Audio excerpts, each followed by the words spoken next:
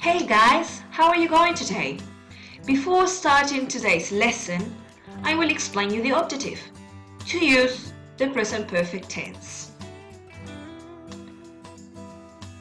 Present perfect. So what is it?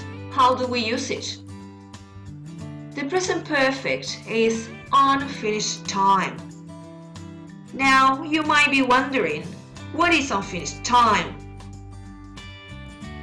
Well, unfinished time is an unbroken connection between the past and the present. So we use the present perfect to talk about an event, a situation, or an experience that started in the past and continues up to now. A good way to understand it is to compare unfinished time with finished time. With unfinished time, we use the present perfect. And with finished time, we use the past simple. Let me give you an example of finished time. I went to Australia last year. In this context, the expression last year is telling us that the action is finished. Oh my god, I miss Australia so much. Anyway, moving on. The example that I just gave you talks about finished time. So that's why we use the past simple. In this case, the action is over, is done. Check this out. I have been to Australia twice. So the word twice in this context is unfinished time. Why? Well, because I'm talking about a life experience. It means that I can go to Australia again if I want to. So the action is not completely over. I can travel again.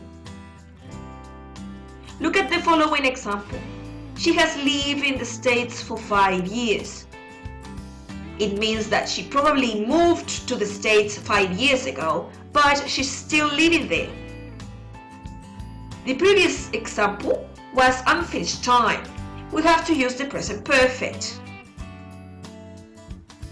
He lived there for 5 years. However, he's not living in London anymore. He's living in Chile. So it's finished time. Let me give you the grammar stuff. So the affirmative, how do we form the affirmative? With has or have plus the past participle. Example, she has bought some flowers. Let's check the negative form. Have or has plus not and the verb in past participle. And in the interrogative form, we have to use the auxiliary verb has or have, the same thing, we put it at the beginning, plus the subject and the verb in past participle. Thank you for listening and see you in class. Bye! Created using Powtoon.